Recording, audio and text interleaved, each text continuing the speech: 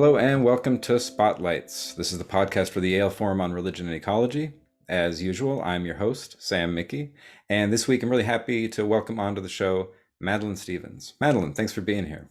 Thank you for having me. And so you're currently a graduate student in the Environmental Studies program at the University of Montana, and you're doing a really interesting thesis from what I've heard so far, and you're focusing on the relationship between faith and the environment, specifically environmental education. So some curriculum building happening in the mix. And so, you reached out to the Forum on Religion and Ecology recently to talk to somebody, to any of us working there. You're like, hey, is there anybody there who wants to chat with me? And so as soon as I heard that this message came through, I was like, oh, what a perfect opportunity to trade, an interview for an interview. So thanks for being in touch. I really appreciate it. I guess before we talk about your thesis, I wonder if you could say a little about the program you're in. What's going on in environmental studies in Montana? I'd imagine environmental studies is growing so much as a field in the last decade that's really different than just environmental science. hmm So I'm curious what kind of stuff you're all doing over there.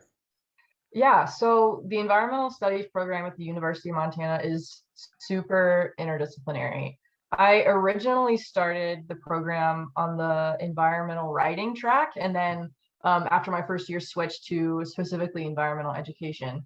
But environmental studies is different from environmental science in the way that it focuses on incorporating different fields. It's not just hardcore like biology and chemistry.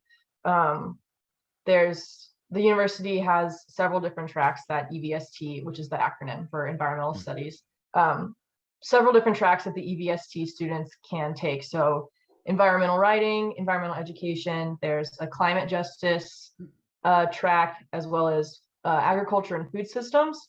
And then I believe there's just one that is just like overall environmental studies. Um, but there, in my cohort specifically, there are 16 of us. I think the cohort right below me, the first years now, I think there's 20 of them. So we have very relatively small classes, and a really good professor to student ratio.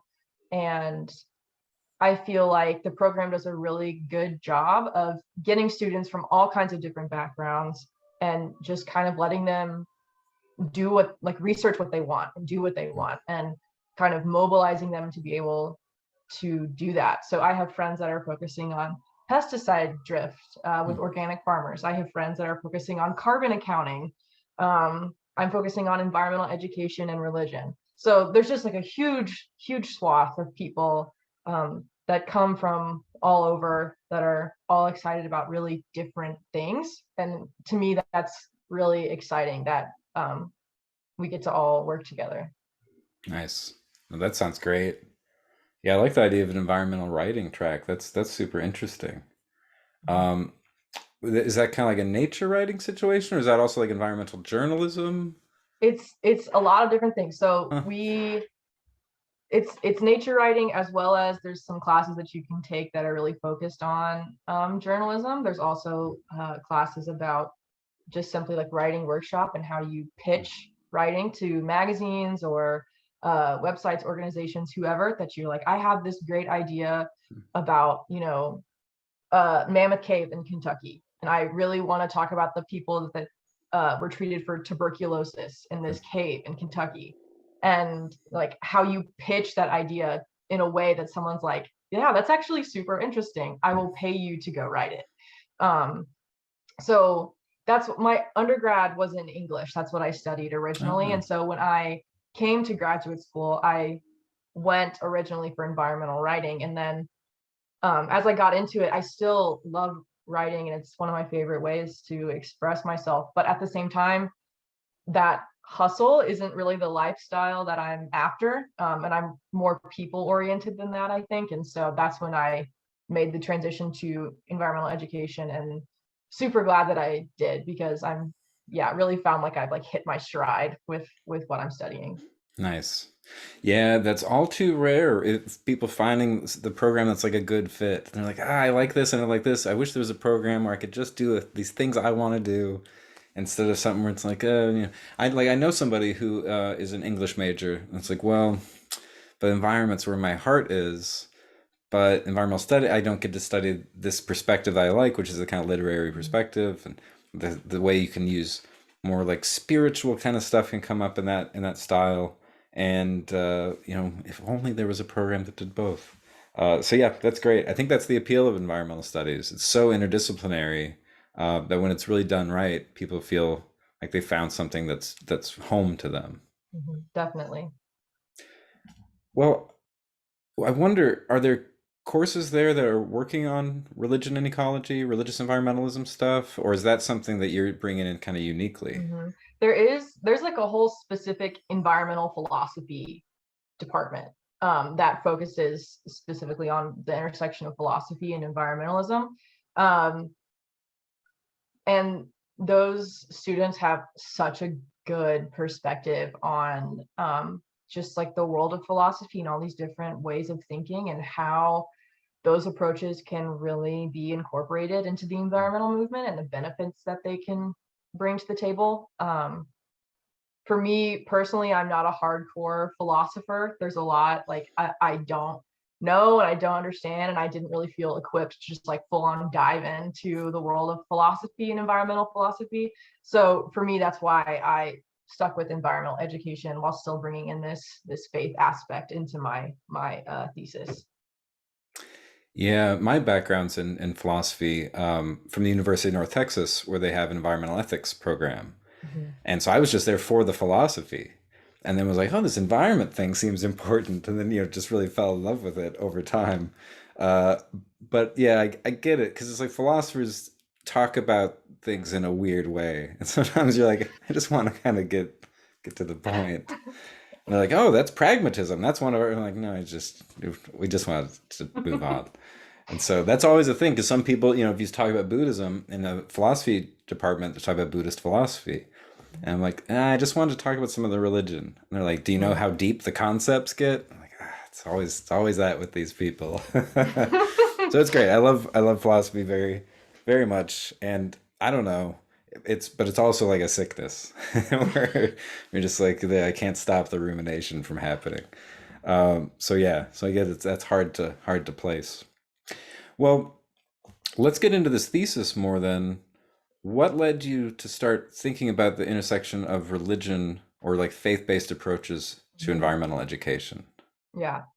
I think it really stems from my early education, like childhood education. So I am born and raised in Alabama. Attended the same private Christian school from pre-K through senior year of high school, and I I'm very grateful for my education growing up. I was very fortunate to have the education that I did and to receive the level of education that I did. Um, but at the same time, I was raised in a very conservative area, and so and especially going to a private Christian school, I was taught that climate change isn't real, evolution isn't real. Just a lot of just like this idea that faith and science could not um, work together. They could not be hand in hand.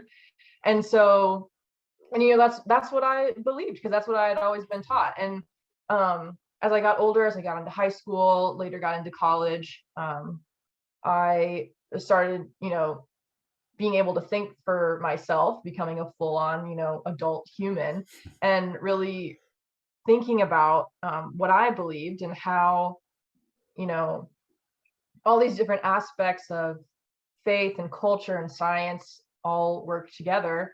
And then when I went to graduate school, um, going into a program that is like focused on environmentalism and focused on science, I knew, like there's probably not going to be a lot of people here that like share similar beliefs as I do. There's probably not going to be a lot of people around here that share my faith or whatever. And then I got into my cohort and quickly realized that like, oh, I'm the only one. Like there's not just of Christian, but of really like any kind of deep rooted religion. Like I really feel like it's just me. And so with that, I kind of realized that there's this gap between where science is and where faith is, and this idea that they can't work together. And scientists are saying, get this like weird eco theology out of here, like this doesn't belong here. And there's people of faith that are saying like, well, we can't believe what scripture says and also believe in the science. And so I found myself like pretty frustrated because I was like, no, like they can both be true. They can both be true. And um so that's when I really discovered like this is something that like is real and that I could actually study and really dive into and help other people understand it as well. So it doesn't have to be this, you know, war all the time between faith and science, that they don't have to be mutually exclusive. That's great. Yeah, that's powerful. It's a serious kind of conversion experience to be like, well, wait a second, maybe Mhm. evolution is real, and climate change and all these things, all the stuff scientists are saying. Maybe it's not the whole story about everything in the whole universe, but Mhm. they're getting something right. Was that like a gradual thing, or was there a sudden moment where you were like, oh Um, wait, there was never like a lightning moment where I was like, oh my God, like this is all real. But I feel like it started with, honestly, it probably started with me watching a lot of documentaries ah, about like just like climate. And like I hmm. remember there's this documentary called Racing Extinction Oh about yeah, um animal extinction and how it's promoted by human caused climate change. And it's this wonderfully done documentary. I don't even remember who it's by, but um, I remember just like thinking about it and being like, this is so beautiful and so deep. And like, how is no one doing anything about this? And then realized, like, oh, I haven't heard of this before. I haven't been taught about this really. And kind of like peeling back those things that I had interest in. And, with animal extinction is like caused by this habitat loss. So it's like, okay, well, like what does that look like? What does this mean that, the Amazon is burning down and the ice caps are melting? Like, what does that mean? right, Going and researching that. And it's like, oh, it's because of this crazy rise in temperature. It's like, oh, why is this rise in temperature? It's because the oceans are absorbing all this CO2.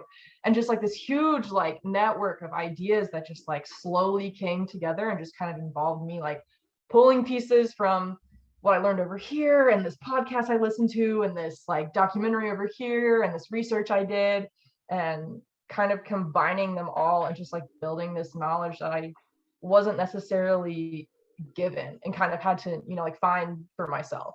right.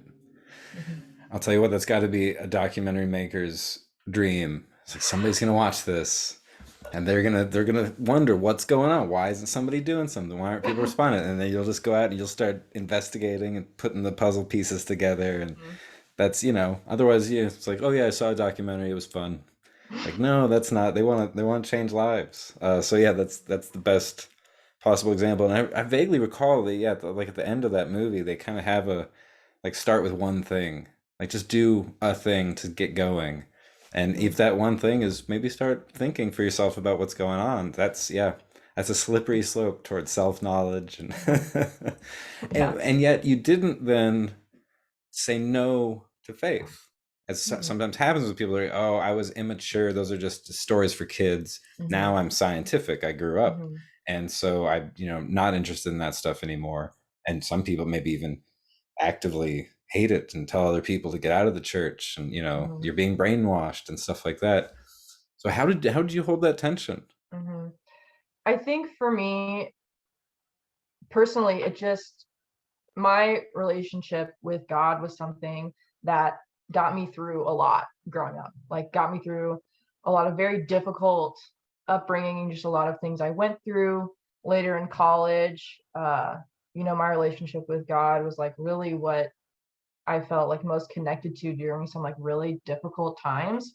And I think if I didn't have that really foundational, hardcore knowledge that I was raised on, I would have been very easy for me to just reject it and not hold on to it anymore. With as much as I, restructured my way of thinking and had to, rebuild the way I process the world around me, I feel like it would have been very easy for me to just be like, yeah, that was this thing that I was like raised with, was like this weird, magic man in the sky that I don't, believe in anymore.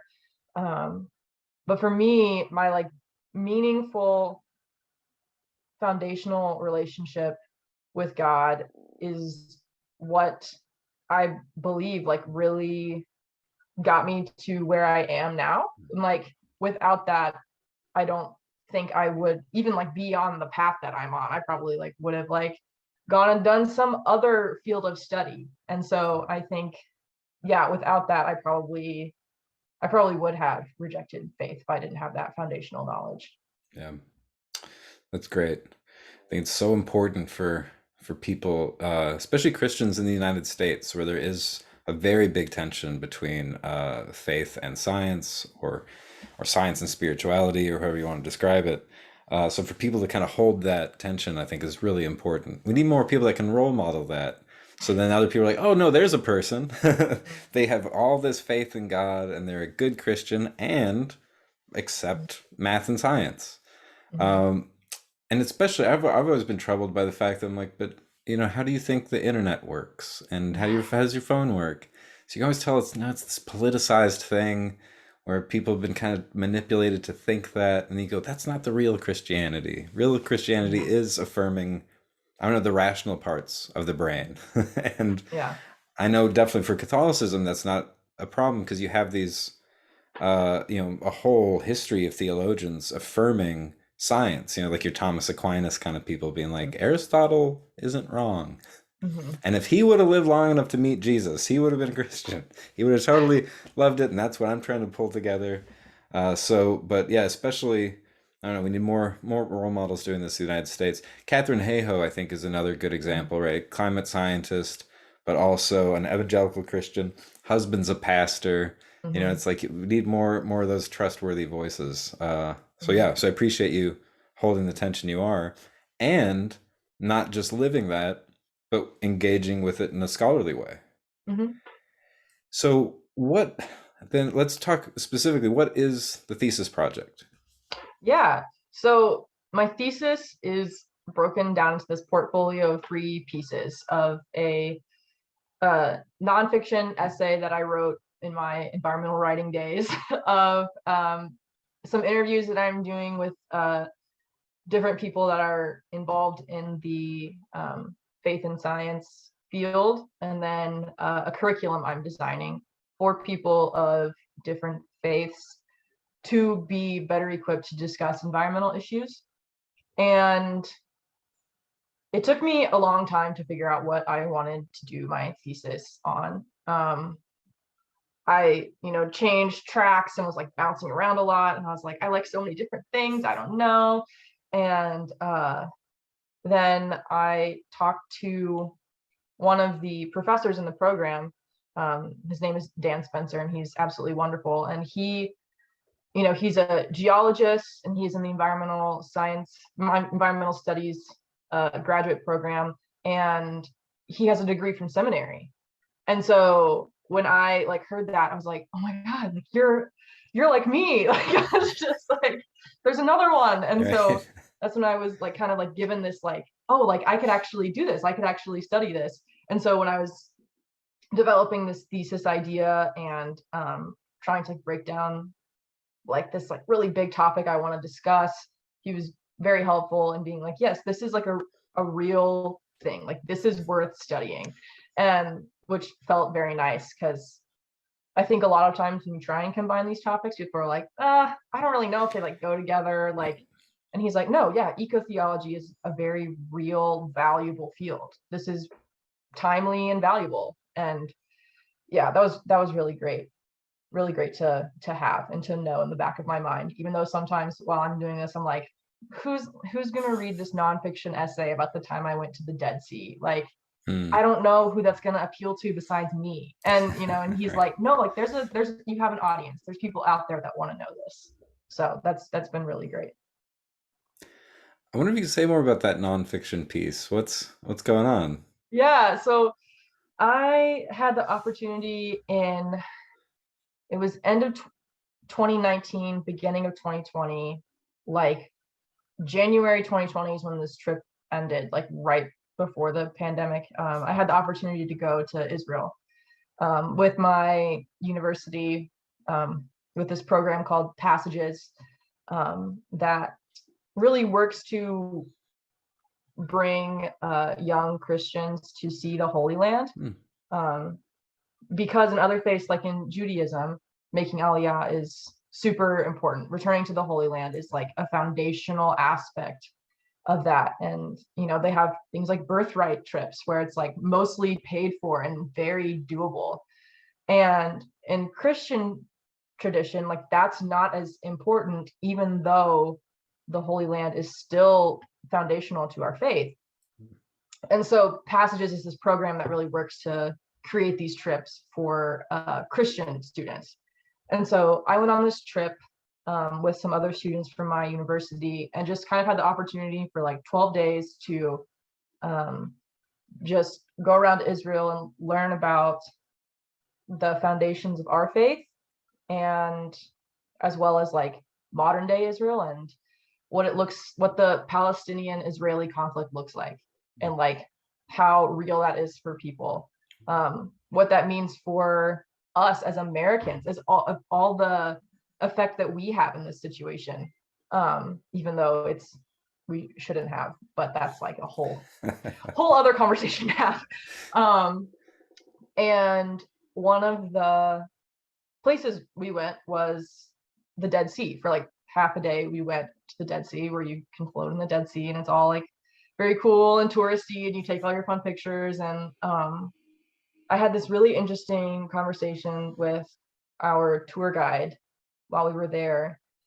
And we were just like talking about the day and the Dead Sea, because he's from very close to there. And he told me, he's like, you know, the Dead Sea is shrinking. And I said, no, I did not know that. And, you know, I probably could have assumed that with the way our climate is going. But, you know, I told him, no, I didn't. He said, well, you know, the Jordan is its tributary, and people are, you know, using the Jordan more and more for water. And, you know, it goes down like 5 meters every year. And I was just kind of like shocked, like this very real moment hit me, that I was like, what am I doing here? Like, I was like, why? Like, who am I to think that like, just because I'm like here on this like fun trip, it's like okay for me to like exploit this landscape? And I was just like, oh my God, like, what am I doing? And so we had this like really interesting conversation about that, because, you know, like he's a tour guide and like his job is to bring people here. And he's like, I have to do it because it's my job, but it doesn't mean that like this is like something I really want to do, is like exploit this beautiful and sacred place.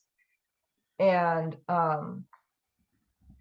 he got on this topic of, you know, talking about how special the Judean desert is in Judeo-Christian tradition. And for him, he was like, just gave me this really good perspective about the desert, and like the fact that it is so empty is what opens the doors for people to interact with the Spirit of God. And he was talking about, you know, in Exodus, when the Israelites leave Egypt, they wander in the desert for 40 years, but the Holy Spirit guides them by a pillar of fire by night and a pillar of smoke by day.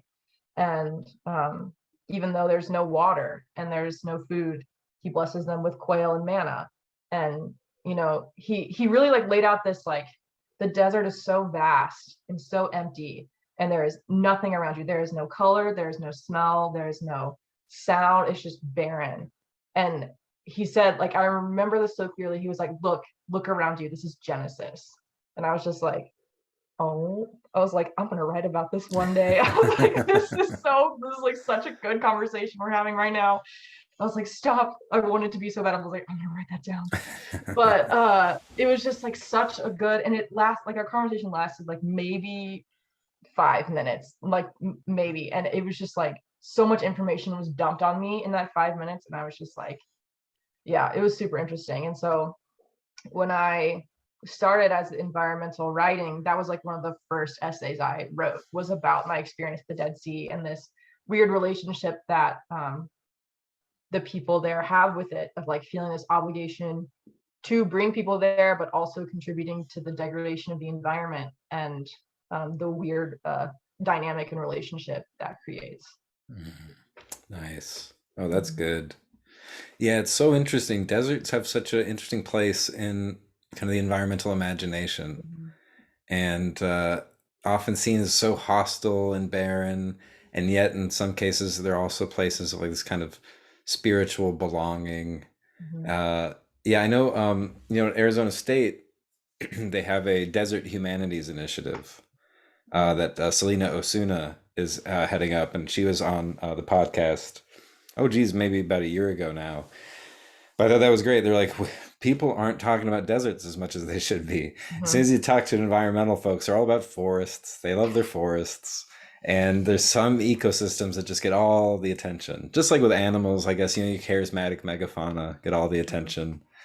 So yeah, I like the idea of kind of bringing the desert in. That's such a powerful part of all the Abrahamic faiths, Mhm. and certainly for Christianity. You think of some of the what I guess the desert fathers, right? These people are just Mhm. like, I'm just gonna go live in the desert and do the desert thing. Like John the Baptist did. This is Yes. what you do. You go to Mhm. the desert. It's got to be part of your faith. Oh, that's great. What a great connection. Well, I wonder Mhm. how is that story then connecting with the environmental education Mhm. part of what your thesis is about?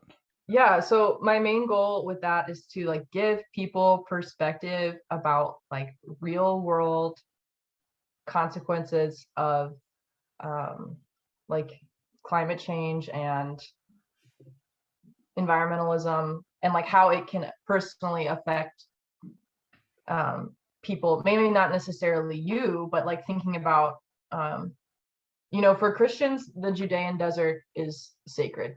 Jesus was tempted in the desert for 40 days by Satan. And if you like really care about this landscape and you think like this story or this tradition is essential to your faith, then like that should matter to you. And for me, it was a big like wake up moment that I was like, wow, this whole environmentalism thing is really foundational to what I care about and what I believe. And so with that essay, I hope to give people a little bit of insight into my life and like my personal belief and how I got to where I am, as well as kind of open their eyes to yeah, how these issues can affect different groups. Nice. Mhm. Well, so part of this whole project then for you is to actually come up with a curriculum. Mhm.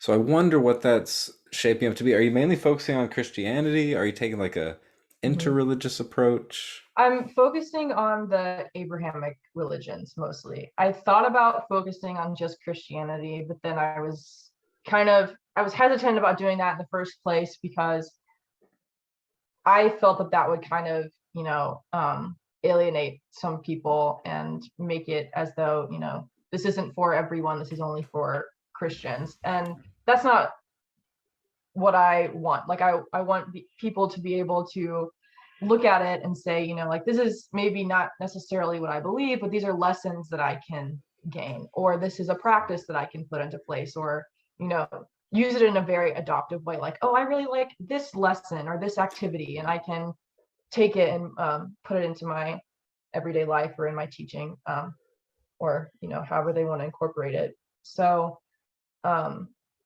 yeah, so I'm focusing on Christianity and Judaism and Islam in my curriculum.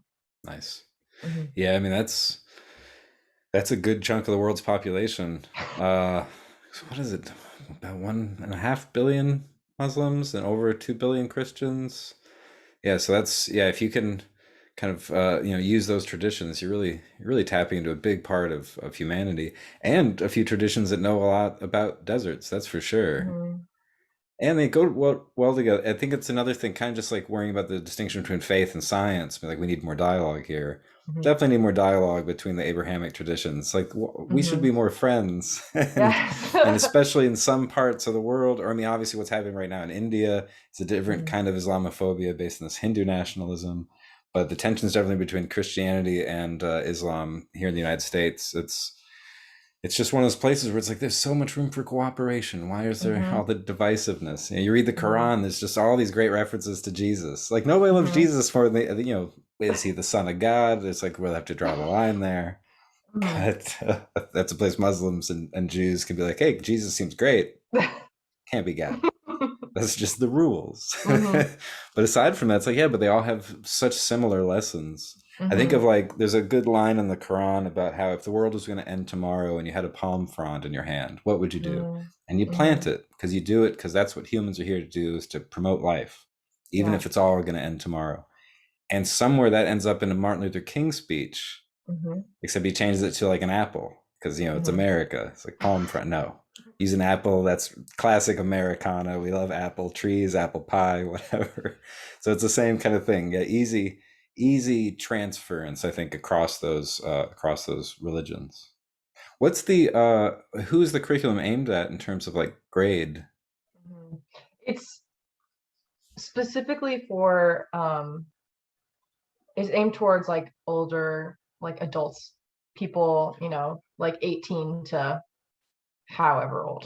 um I think that, if you introduce it, there is certainly a place to introduce environmentalism in faith teachings for younger children. Like that is so essential, I think, to, if you look at the creation story, it's all about stewardship, the in Genesis and the Christian creation story. Um, but I think also when we talk about these complex environmental issues, it's really hard to like dump them on kids, on the younger generation, and be like, yeah, 8-year-old, like you're gonna take care of CO2 emissions. And they're like, I guess I'm gonna recycle now. Like, and it's these really big issues that can't be like, I guess, made small enough for them. And yes, like recycling is important and eating seasonal vegetables is great. But at the same time, like there are these huge corporations that are in control of a lot of our climate emissions. And so with this curriculum, I hope to get people thinking about the environment, and, developing a meaningful personal relationship with it in a way that makes them care, in order to enable them to act on it and be capable of talking about it and not be afraid of talking about it out of fear of, saying like, oh, did you hear what, so and so said? They're like sounding like really leftist right now. Like they don't sound like they really align with like our beliefs. And so yeah, that's really my main goal with it. Nice. Yeah, that's a very valuable resource, especially for that kind of thing of like we need to get people talking about this in their own language in terms of their own values. And the idea that the environment became like a leftist cause is just will Mm-hmm. never stop boggling my mind. Mm-hmm. Like what, you don't like clean air? Like that's so strange. There should Mm-hmm. be great conservative responses as well as liberal responses, whatever, the whole spectrum. Mm-hmm. You'd think everybody's like, oh no, we want to make sure we have a habitable planet. Mm-hmm. That should be a no-brainer. So it is one of those things. I think issues of like feminism are a similar thing. If you go, oh, I'm into feminism, people go, oh, I know where you're at politically, and you go, Yeah. no, maybe I'm Christian about it, and maybe it's not just some like modern secular liberal kind of thing. There's different ways to be into this. I think so the term social justice always gets me on that because people are like, ah, you leftist. I'm like, that term was coined by a Catholic priest. It's Catholic Yeah. social teacher. Who's Yeah. going around calling Catholics, ah, you progressives? Like, okay. Mm-hmm. I think we're all so in our media bubbles and all that Mm-hmm. that it's easy to lose focus. So Mm-hmm. yeah, I like this. I'd definitely know a handful of people that I would be happy to kind of recommend a resource like this too. Mm-hmm. Are you thinking of like designing a course around it, or would the idea be that other people can take this curriculum in whatever context they Mm-hmm. have where they can teach it to people? Yeah, my goal at the moment is just to design a curriculum so that people can take it and apply it as they see fit. If I had more time, and maybe someday I will be more dedicated to this specific project and be able to design a whole course around it. Um, but yeah, at the moment, my goal is to build this curriculum so that, if someone would see this and be like, oh, this is a really good idea. I really like this. I really like, um, these concepts, that they could take it or take, some specific lessons from it and implement it however they see fit. Nice. Does evolution come up at all? I wonder. Um, it hasn't yet, but it's definitely an interesting topic to discuss, specifically with evangelical Christians. I think they are the hardest nut to crack in a way, like like the most difficult group to access and to find a way to, talk about this issue in a way that like appeals to them, because like you said earlier, for some strange reason environmentalism has become this liberal issue when in reality it shouldn't be. But um and evangelical Christians usually fall on the more conservative side of the spectrum, and so trying to get them to care about this like so-called liberal issue is extremely difficult. um And so if you go in there and you're like immediately like, yeah, I'm going to talk to you guys today about evolution, like immediately no, like you're out. That's setting yourself up for failure that way. Right. And so finding a way to incorporate those ideas is essential, but extremely difficult. And I have not gotten there yet. Yeah, that's a tough nut to crack. Mhm. And I get where the environment is so immediate, and especially if you're old enough, then you start being like, the weather's worse now than it used to be. Like I know in my own personal experience. So you can kind of talk to people about that, but then evolution is this very abstract thing in comparison. Nobody gets to really see evolution happening the way you can see the weather. So that's a tough one. So Mhm. you don't have to talk about climate change. You can just be like, hey, the weather's weird, right? And they're like, yeah, the weather is weird. I don't know where this conversation's going, but yeah. But evolution, there's no way to be like, hey, have you noticed how some birds have feathers that, and they're like, no, I'm not gonna connect all this together. So yeah, that's a tough one. Um, and one eco theologians are doing good work on, but that's never trickling down into the Mhm. community, and it's just Yeah. that's tough. I know, one of the points that Catherine Hayhoe makes is she's like, well, I'm Canadian. Canadian evangelicals apparently don't have this problem. It's such a problem in American politics. Mhm. And go up to Canada and you're like, you're an evangelical Christian, so you don't believe in evolution? They're like, why would you think that? What? It's totally compatible. And Mhm. really, I mean, the Genesis account is such a evolutionary account. Mhm. There's greater complexity at all these levels, and Mhm. well, not to say it's the same, but geez, it seems obviously Mhm. compatible. So Mhm. yeah, that seems seems wise to leave it off the table for now, though. Well, I Mhm. wonder, after this is all, are you in your final semester? Where are you at I in the am. thesis? Yeah, I am. I graduate in May. I'm Well, supposed to graduate in May. congratulations in Yeah, advance. thanks. Assuming it all goes well. Yes. Well, what's the plan after that? I guess, lots of different directions you can go. Yeah, so it's really interesting because I currently work in like the field of social work. I work at a group home in Missoula where I'm located. And my goal for at least the short term, I'd really like to do wilderness therapy with Hmm. at-risk teenagers. Um, and so I would love to do that for, at least a few years. Long term, I would love to get my PhD and become a college professor.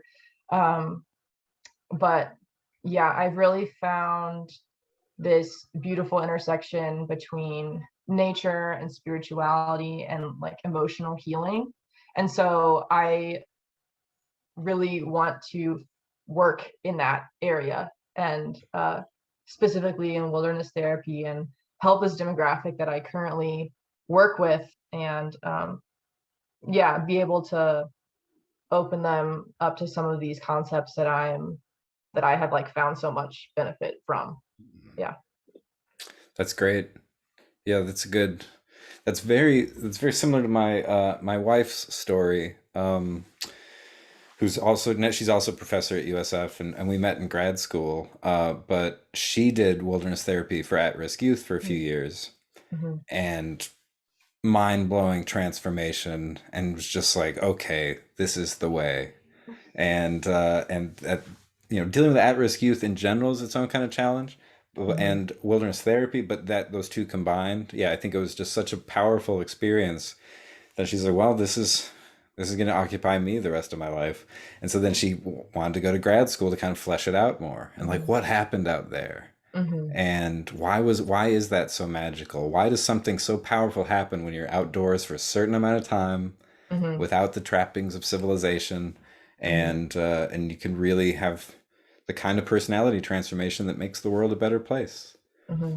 And yeah, and then that led her to do doctoral work on that kind of stuff, and now is teaching that, and Hmm. teaches a nature immersion class at USF. So it's taking like a group of like a dozen people out around like the Bay Area and doing some camping and stuff, and that's good. But you can tell she's sometimes misses the real serious wilderness therapy excursion. That's very intense. Is there an Hmm. organization around you that does that? Yeah, there's a couple. I feel like the West is always like the Western United States, like Oregon, Montana, Washington, Idaho, Colorado, Utah. Like those are all the big states Yeah. that really have a lot of those organizations in it. There's one called Inner Roads in that's actually located in Missoula, and Hmm. it's actually a nonprofit, which is like really beautiful and like a really cool thing because it means that like less um, fortunate kids and kids that come from that aren't as like well equipped are able to attend these programs because a lot of times they're very expensive, and Right. um, a lot of families that probably need them probably couldn't afford them. And so Yeah. there's one called Inner Roads. There's one in Utah. I'm blanking on the name. There's one in Alaska called Alaska Crossings. Hmm. There's a couple that I'm familiar with that all do really good work. Yeah. Nice. Alaska, that's a serious wilderness. Yeah. Yeah. Very spoiled around the Bay Area. Wilderness is pretty tame here, especially the seasons. It gets like today, it's winter time and it's like 65 degrees and We got sunny. snow last night. So. Yeah. Yeah, just crazy. Yeah, not too tough out here. So it's like, oh, the harsh elements. Like, no, it's really calm. You can just relax and enjoy your time. Easy foraging year round. Oh, nice. Well, geez, I really like all this work. I'm really happy to make this connection and know that this kind of stuff is bubbling up where you're at in Montana. Hmm. And I know Dan Spence. I've met him at a conference many years ago. So Oh, yeah, I was like, oh, really? Dan. Yeah. So He's yeah, that's great. wonderful. It's a Hmm. fun thing about this work I've noticed, is that it's a pretty tight-knit community that even if you just meet somebody a couple times, they're like, no, but you're one of these weirdos who thinks there's a connection here. So I don't Yeah. forget these. There's all kinds of other scholars have those kinds of connections and stuff, but I think there's something extra special for the people who are connecting, faith and science, or spirit and matter, Hmm. basically, and that there's it's a small group, and there's a lot of, I don't know, a lot of heart, because we often have Hmm. these kind of like personal experiences that brought us to this, and other Hmm. people, no offense to other communities of scholars, but sometimes it's just like you're smart and you're good at something, and so you contribute to that research, and it wasn't like life changing necessarily, Hmm. but for a lot of these folks it is. So yeah, we'll have to have you back on at some point after you're all graduated and doing more stuff and see. I've Yeah. only been doing this podcast for like a year and a half, so I haven't gotten to start, bringing back people much. But Hmm. that's always been my intention, because then I just get to basically just chat with friends and see how Yeah. they're doing and how things are developing. And Hmm. especially after you're doing some wilderness therapy, I'm guessing you're going to be writing about that and Hmm. get some nonfiction work out. Yeah, and I think that's an area where integrating faith into those kinds Hmm. of curriculum would be really relevant. I'm guessing a lot of places are kind of allergic to that, so Hmm. they don't want to be like a faith-based organization necessarily, but there are ways. Hmm. So yeah, I'll be curious. Well, Hmm. geez, I'll go ahead and let you go. This has been Okay. great. I really have enjoyed talking to you, and I don't know, it's a reminder about why I do this work. Because you talk to somebody else who's that kind of similar experience, I'm like, yep, that's what it's about. Mhm. So yeah, thanks for the information and inspiration. Thank you. Well, thank you for also talking with me. I really appreciate it. Yeah, Yeah. this is my new system of an interview for an interview. Yeah, it's a good system. It's a really good system. I think so. It's working well so far, so I'll Yeah. definitely be repeating the plan in the future. Yeah. All right, cool. Well, Madeline Stevens, thanks for being on. Yeah, And absolutely. thanks to everybody for tuning in. And we'll be back next week with some more conversations for you. So, in the meantime, take care and be well.